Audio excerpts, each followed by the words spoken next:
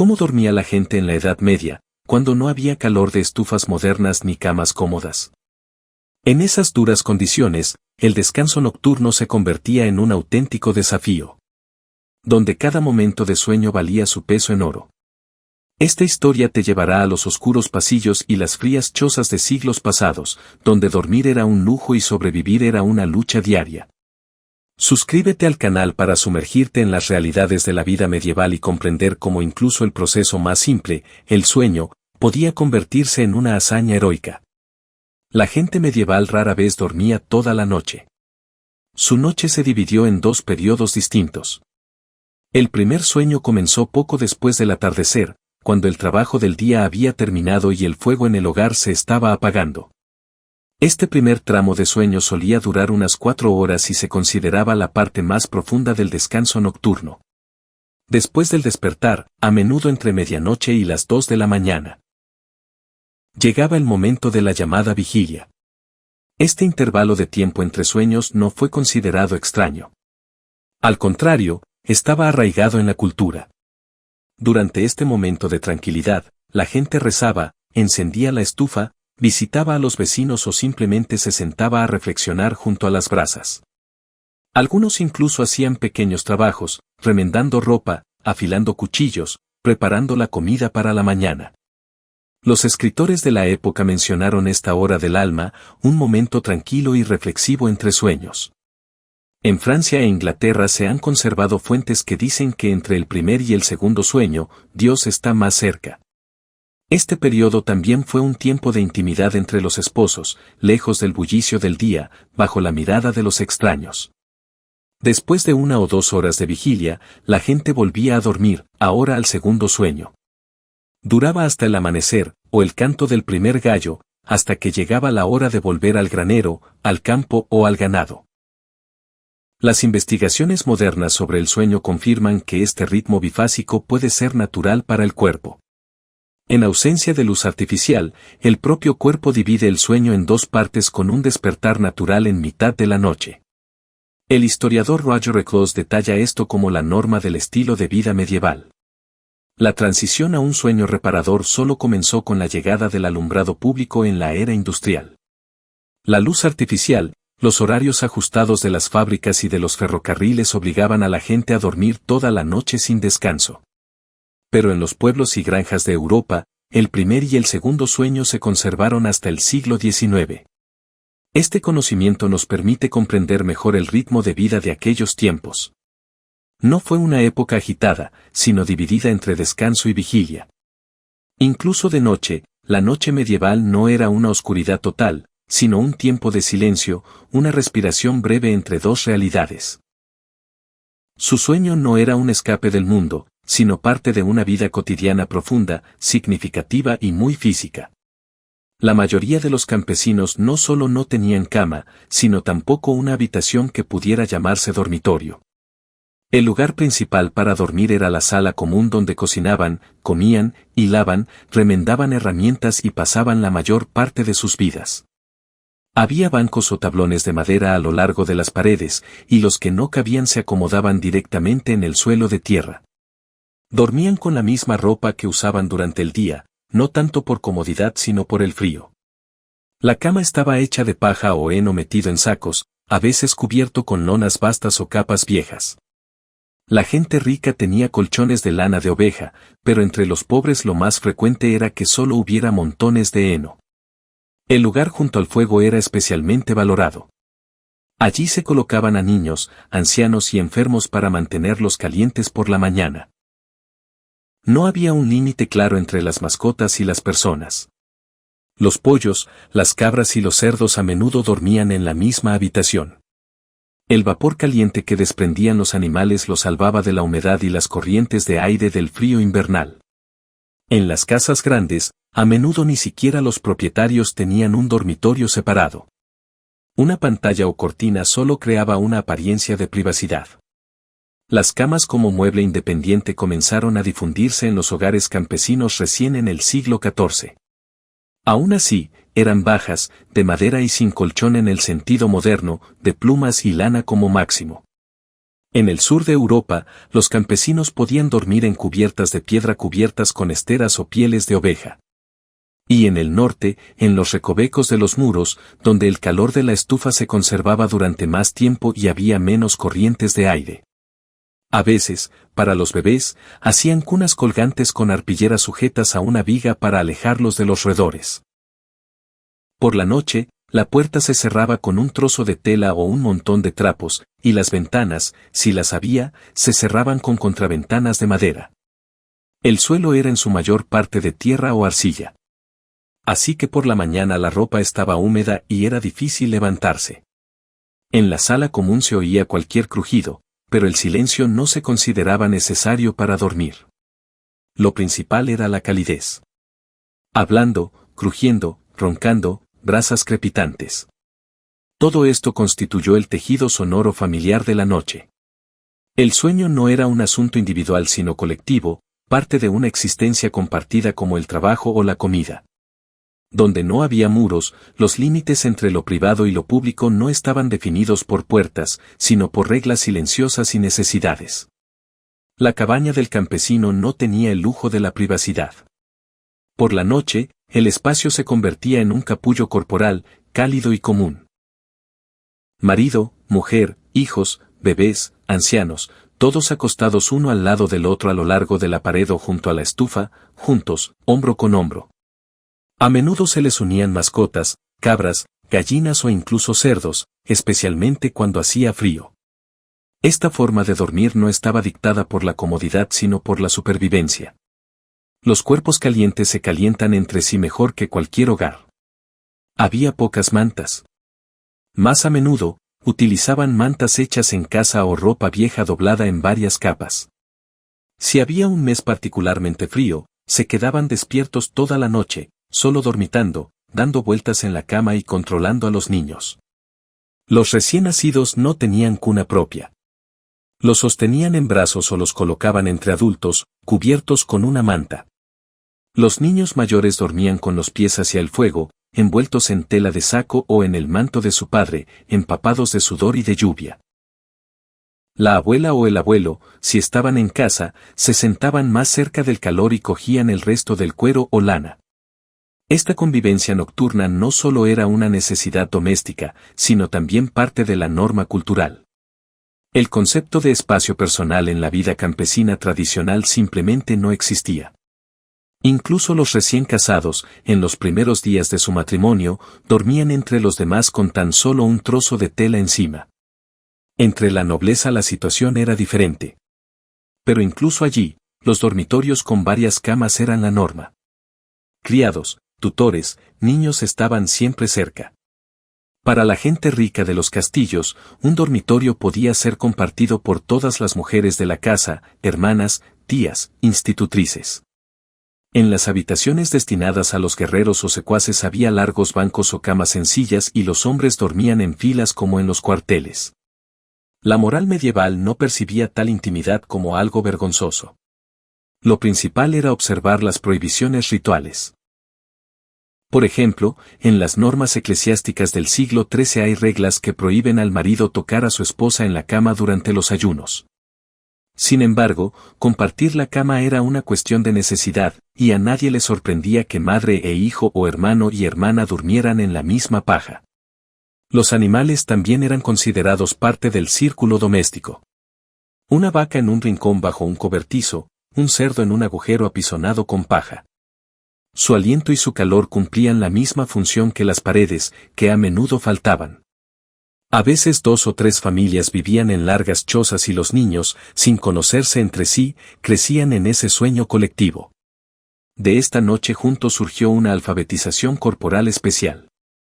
Todos sabían dónde estaba su mano, dónde no empujar a la abuela, dónde no empujar al niño.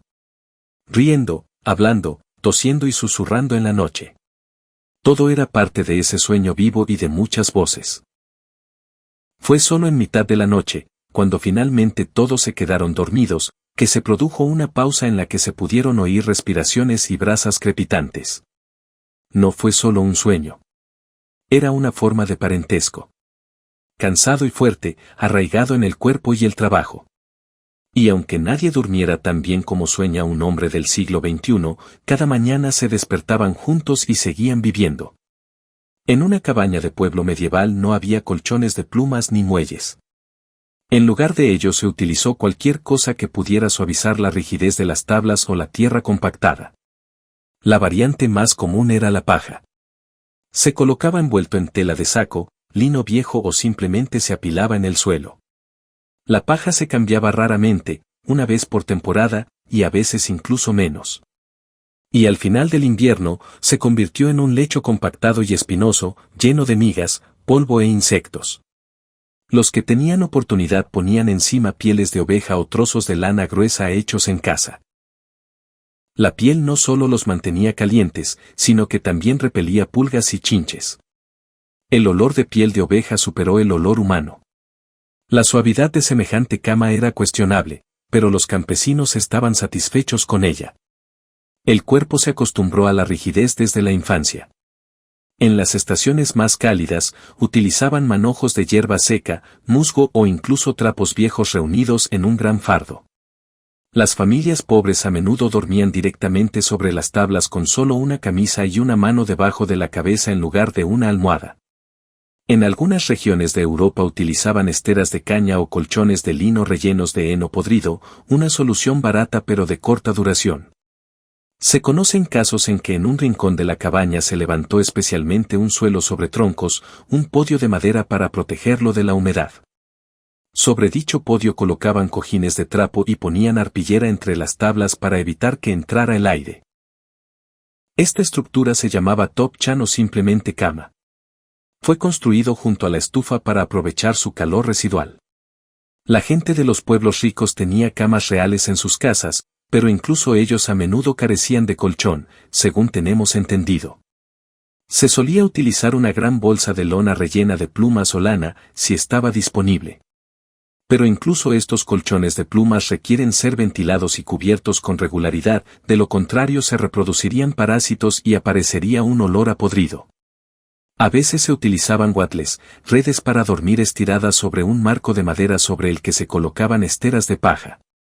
Estas estructuras eran especialmente populares en el sur de Europa, donde no se necesitaba tanto aislamiento.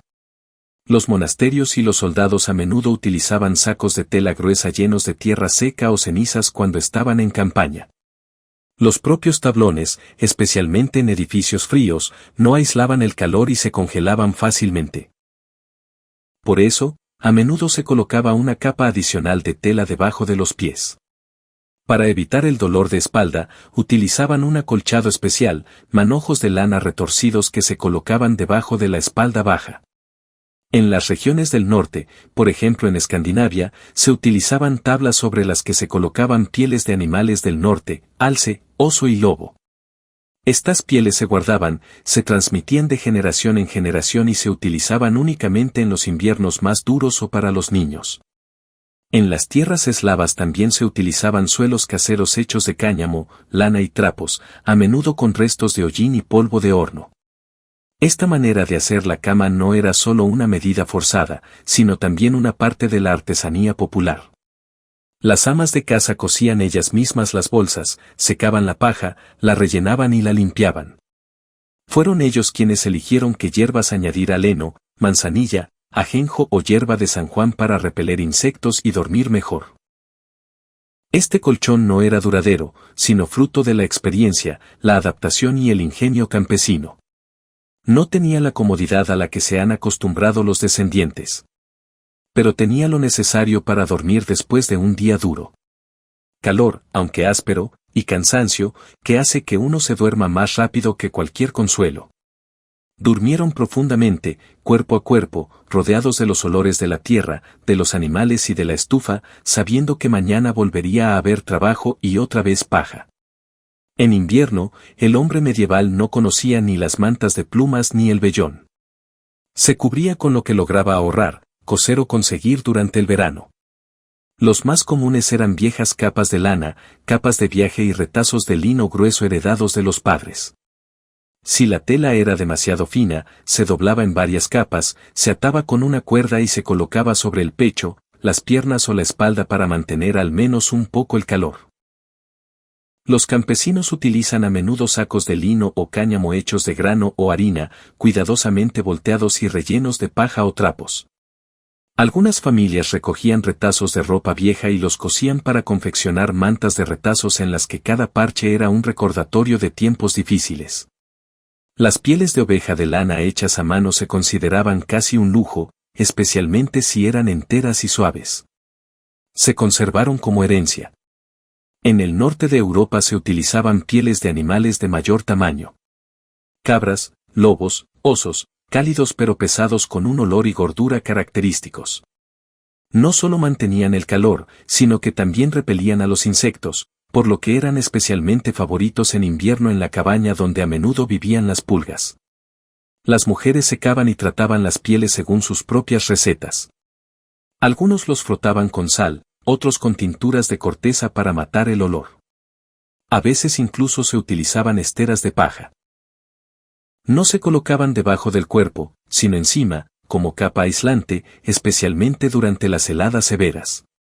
Se sabía que la paja seca calentaba y, combinada con tela, creaba una capa casi completa similar a una manta. Algunos cosían mangas largas de tela, las rellenaban con lana o heno y las colocaban a lo largo del cuerpo para evitar fugas de calor por los bordes. En los monasterios y en las casas de los ricos se utilizaban tejidos de lana gruesos, como el paño o el drap, comprados a los tejedores o intercambiados por comida. Estas mantas a menudo se teñían de colores oscuros, como granate, marrón y azul, porque duraban más tiempo y parecían más cálidas.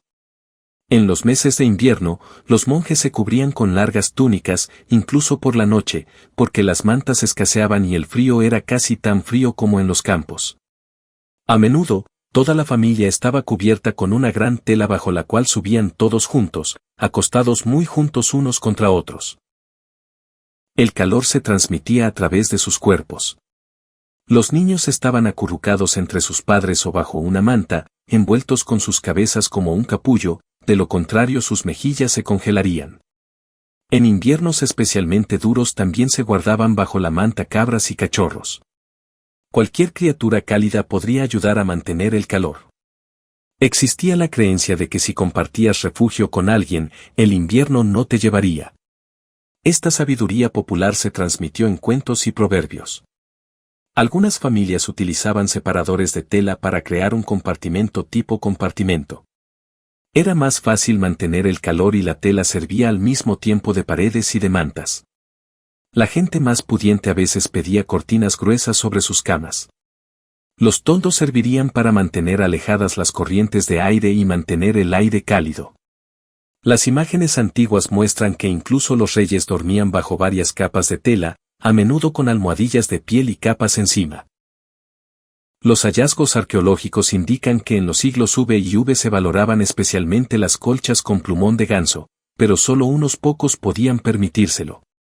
La gente común se las arreglaba sin ninguna suavidad, utilizando todo lo que no se mojaba ni se pudría, hasta el último trozo. Este tipo de vida enseña creatividad. El hombre buscaba calor no en la comodidad, sino en los restos, en las capas, en los cuerpos de los seres queridos, en las pieles y en las chaquetas viejas. El calor se obtenía del trabajo, de la proximidad, de la capacidad de ponerse todo a la vez, desde una camisa vieja hasta un trozo de tela de saco. Incluso media piel de oveja o un simple trapo podrían convertirse en una manta si afuera hiciera mucho frío y la estufa estuviera fría. Y a pesar de todo esto, el sueño seguía llegando porque mi cuerpo estaba cansado al límite y mi cabeza sabía que tenía que levantarme de nuevo por la mañana. Y así tuvo que taparse como pudo y dormir bajo una piel, bajo una capa, con un perro a sus pies y el frío fuera del muro. Cuando el invierno llegaba antes del atardecer y las paredes empezaban a respirar hielo, la gente buscaba cualquier forma de entrar en calor, incluso antes de la invención de las estufas calentadoras. Uno de los métodos más simples y confiables era colocar piedras o ladrillos calientes en la cama, una parte esencial de la vida invernal.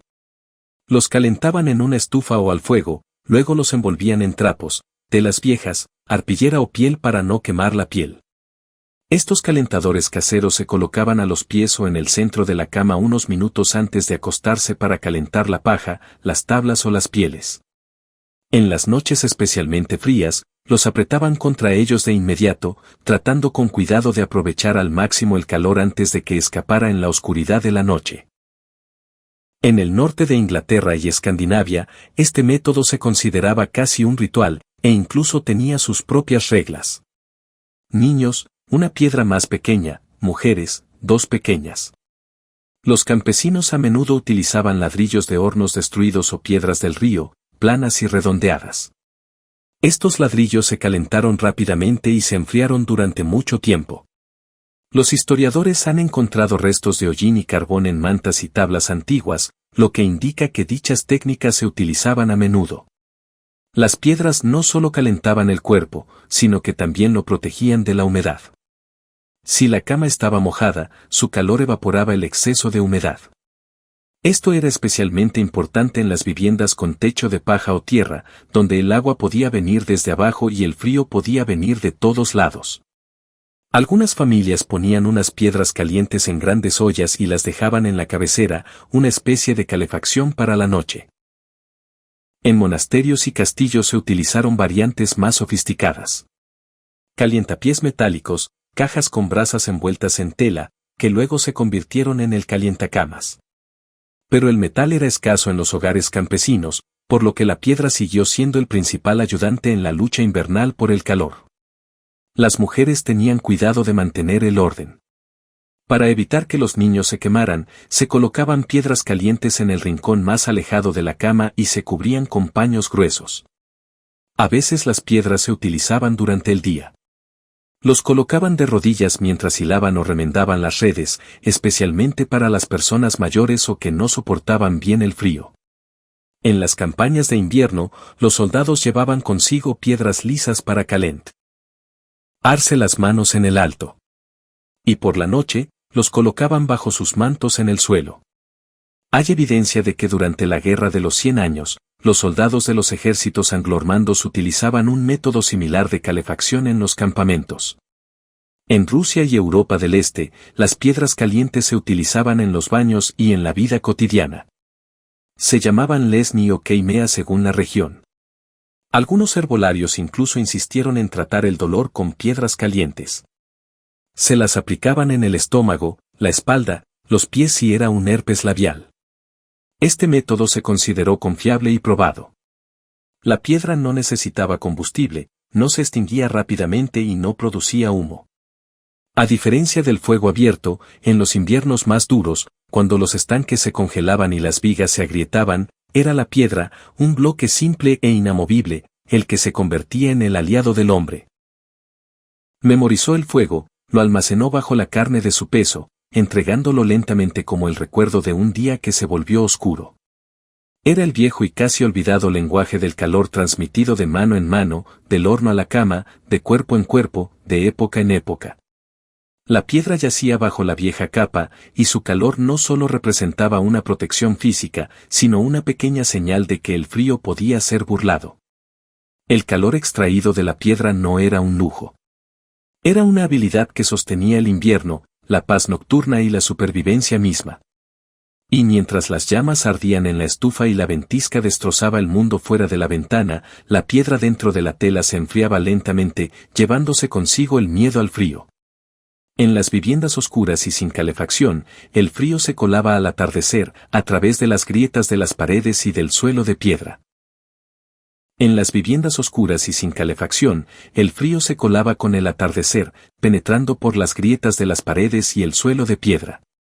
Por eso, dormir con túnica, camisa de lana, pantalones ajustados e incluso botas se consideraba una práctica común, especialmente entre los campesinos.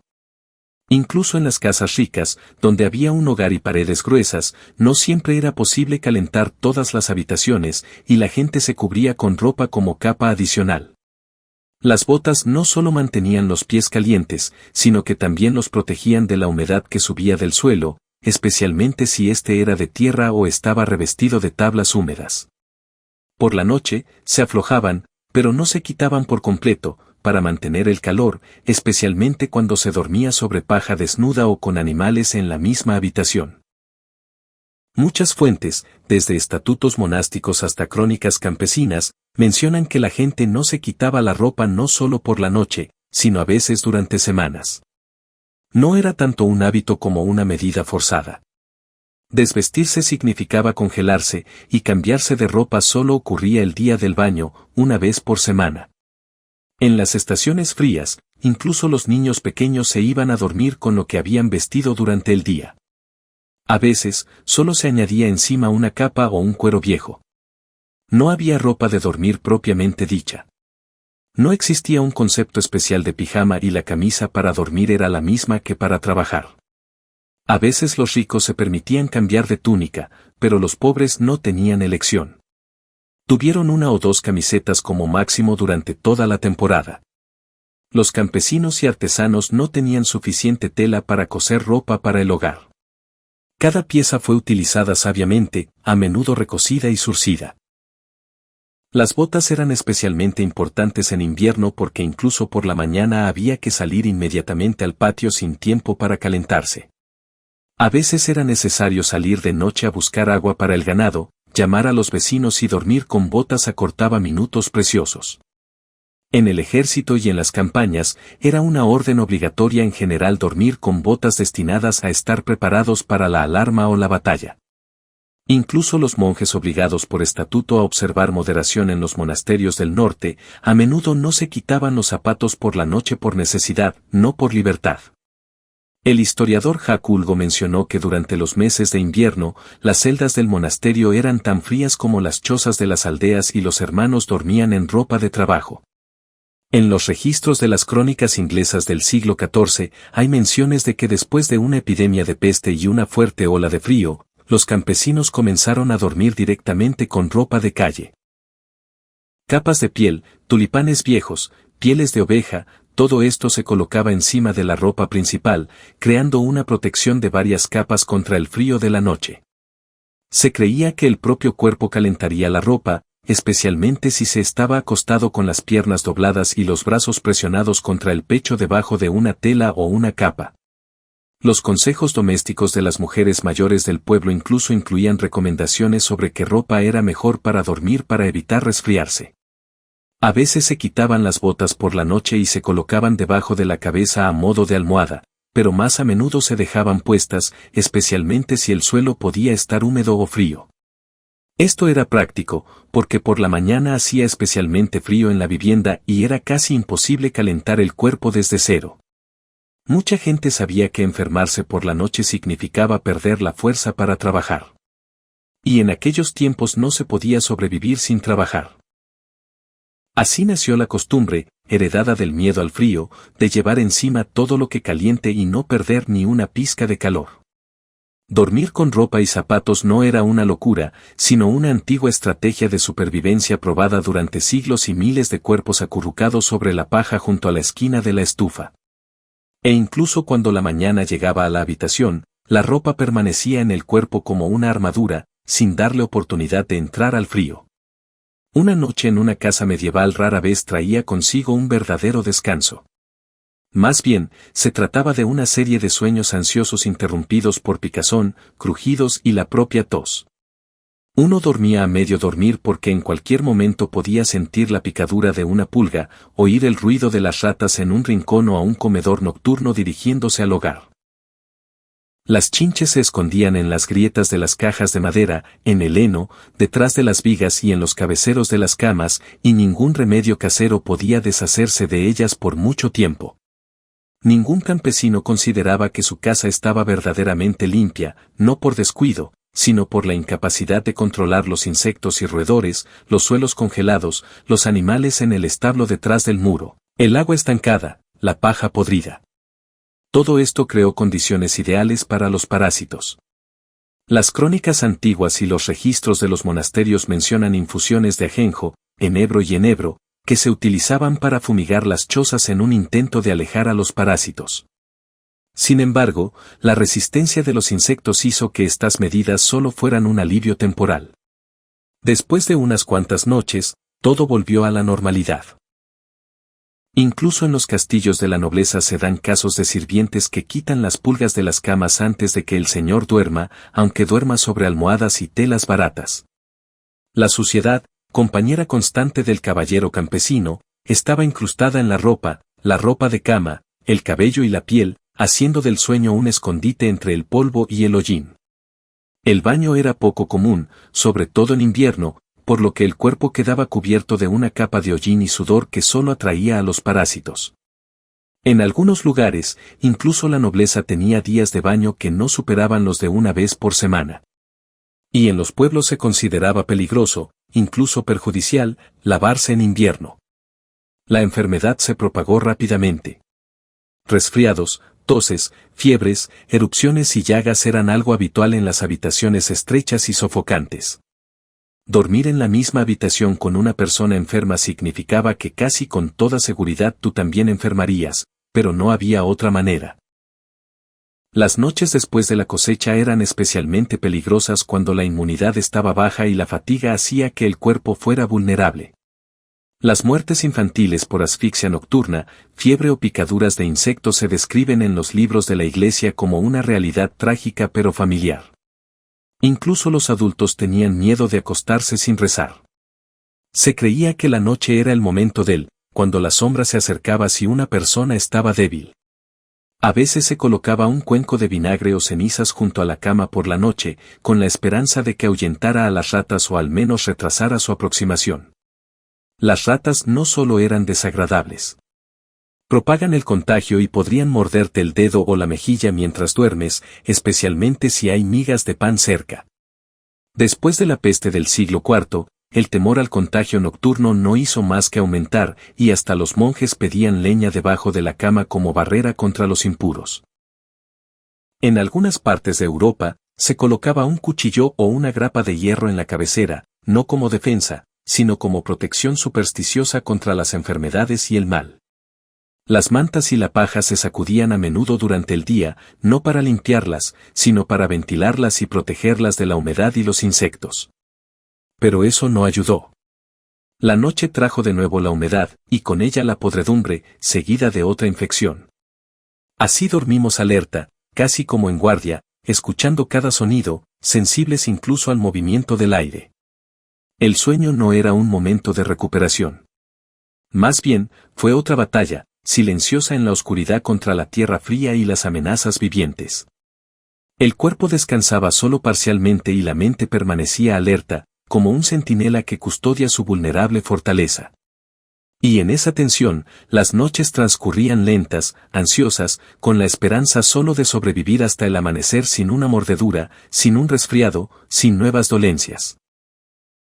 La noche en la Edad Media rara vez se percibía como un momento de paz. Era una época de miedo, misterio y lo invisible. Con la puesta del sol, comenzaba el reino de la oscuridad, donde las leyes ordinarias daban paso a lo desconocido y peligroso. Se creía que era por la noche que los espíritus de los muertos, demonios, brujas y otras fuerzas oscuras vagaban por el mundo, siendo retenidos por la luz durante el día. Para protegerse del mal, se recitaban oraciones antes de acostarse. La mayoría de las veces, Paternoster y Ave María. En la cabecera de la cama se pone sal consagrada, un atado de hipérico o si es posible, una gota de agua bendita. Algunas familias clavaban clavos de hierro en forma de cruz en la puerta, lo que creían que alejaba el mal. En las ventanas se colgaba un paño con el símbolo bordado de la cruz o una runa de protección. Estos amuletos se transmitían por herencia.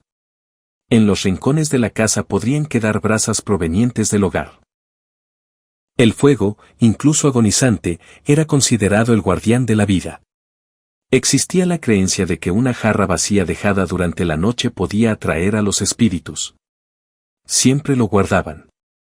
Se consideraba especialmente peligroso el periodo comprendido entre el primer y el segundo sueño, desde aproximadamente la medianoche hasta las 3. Fue en este momento, según la leyenda, cuando las brujas volaron al Sabbat y las almas de los muertos pudieron regresar a casa. La gente intentaba no levantarse innecesariamente.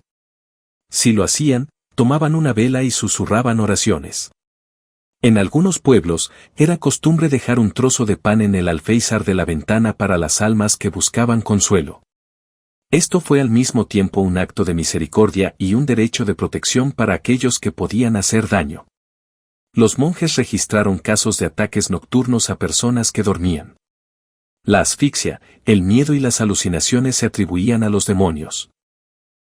Los historiadores modernos creen que se trataba de parálisis del sueño o pánico nocturno. Pero para el hombre medieval, era una señal de la presencia del. Se conocen casos en los que una persona se despertó con arañazos o moretones. Se creía que eran marcas de un demonio o la llegada de una bruja. En las crónicas se pueden encontrar historias donde marido y mujer se acusaban mutuamente de brujería debido a pesadillas. En los pueblos había vigilantes nocturnos, no solo para protegerse de los ladrones, sino también como protección contra las fuerzas del mal. Estos centinelas llevaban una cruz o un bastón consagrado, recorrían las casas y rezaban en voz alta. Esto añadió una sensación de seguridad a la comunidad, aunque no aportaba protección real. A los niños se les prohibía mirar por la ventana después del atardecer. Se creía que uno podía encontrarse con los ojos de un espíritu. Y si un búho miraba por la ventana, se consideraba un mal presagio, y se iban a dormir esa noche con el corazón apesadumbrado. Incluso un simple aullido del viento podría interpretarse como el aullido de las almas de los muertos o noticias del otro mundo.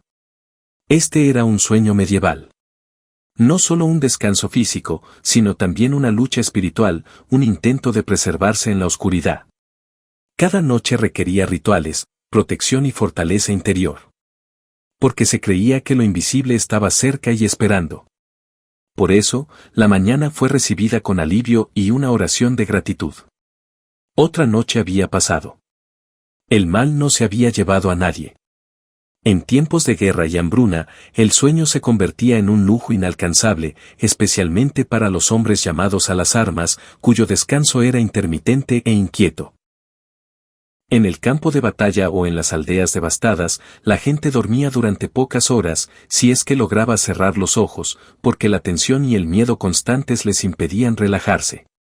Las crónicas medievales a menudo mencionan historias de soldados que dormían erguidos con sus armaduras sobre montones de rocas o tierra, esperando una nueva batalla o un ataque enemigo sorpresa.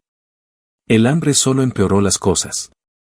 Los cuerpos exhaustos no podían permitirse un descanso adecuado y los estómagos vacíos apretaban el interior de modo que el sueño se volvía doloroso y superficial.